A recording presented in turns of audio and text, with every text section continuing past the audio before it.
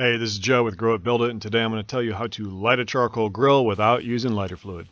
Charcoal grilling gives you the best flavor on the meat that you cook, in my opinion, that good smoky flavor. Charcoal, though, also is a little intimidating to some people because it's not easy like gas, where gas you just turn it on and light it. So it's a little more of an art form, but like anything, you got to do it. Now, I grill several times a month, and when I do, I cook a lot of food. Uh, you know, all the food for the week. So let's get started on how to light this baby. This is a basic Weber charcoal grill. Same design, it's been around for like 50, 75 years. I don't know, a long time. But you got the top vent there, you also have the bottom vent. Having both of those open will ensure that you have a fire. If they're wide open, you're going to have a hot fire. If they're halfway open, it'll be a little cooler, so on and so forth. If you close them off, your fire goes out. But first, we're going to remove the grate. And then next, I'm going to go to my old coals from the last time I grilled and just kind of knock them around. I'm knocking ash off of them. Because I grill a lot, I have to add coal throughout my grilling. But next, I'm going to just move the vent back and forth, and that's going to get all the spent ash from the last grill out. So do this when the grill is cold, obviously. And you can just throw that away in a plastic bag or something. Here's the charcoal chimney. You need one of these. You got the upper chamber where the coal goes and the bottom smaller chamber where the newspaper goes. What I do here is I take newspaper and I'll take a full sheet and tear it into strips of 3, something like that.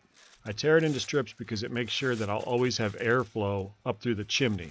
I found that when I was first starting to do this, I'd just crumple up an entire sheet of newspaper, and if I did that a few times, sometimes I would pack too much in there and there'd be no airflow. This way I can pack a lot of newspaper in to get my coals to light sooner, and I'll always have airflow. Now, I grill a lot of food when I grill, so I'm filling this baby up. I'm using some of the coal from last time, but I'm still leaving a bunch of it there too, just to, I'll have it go in a minute. But anyways, after that, you just light it. So just get underneath there and light it. You can keep the bottom vent closed if it's a windy day while the charcoal chimney is getting lit. Once you got a lot of smoke, you're good to go. Just sit back and wait. This is going to take 20 minutes or so.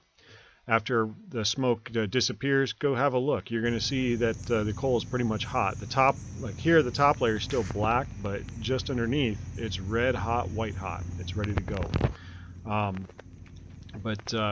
Once that's done, you have hot coals. Now, I grill on one side of the grill with direct heat and the other side indirect heat. So I spread my coals on half the grill. And just be gentle when you do this. It will throw some sparks and whatnot. But carefully dump it out, and that chimney is going to be hot, so be careful where you put it. I'm wearing a pit mitt, like a protective glove on my hand. You should get one of those too. They really come in handy. Now I'm just going to take a set of tongs and maneuver the coals so that they're about 2 layers thick, and I'll fully cover half the grill so I can really pack on cheeseburgers and whatnot.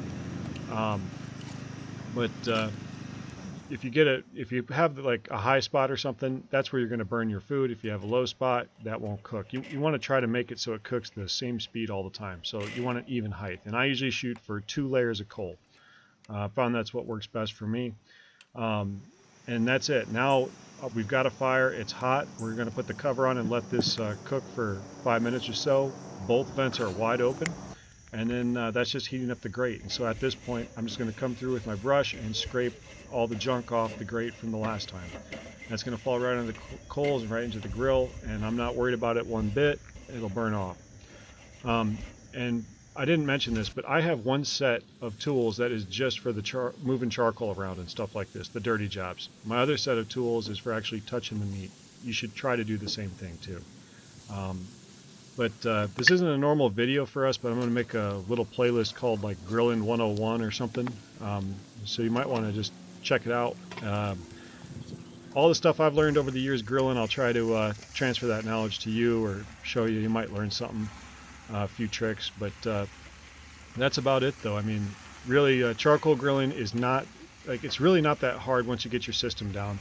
Then you can start experimenting a little, and I mean, I've converted my in-laws to believing that, charcoal is superior to gas. I've got a grill that I bought used for like $50 versus a $2,000 gas grill, and that baby smoking is so much nicer for flavor. So thanks a lot. Have a good one.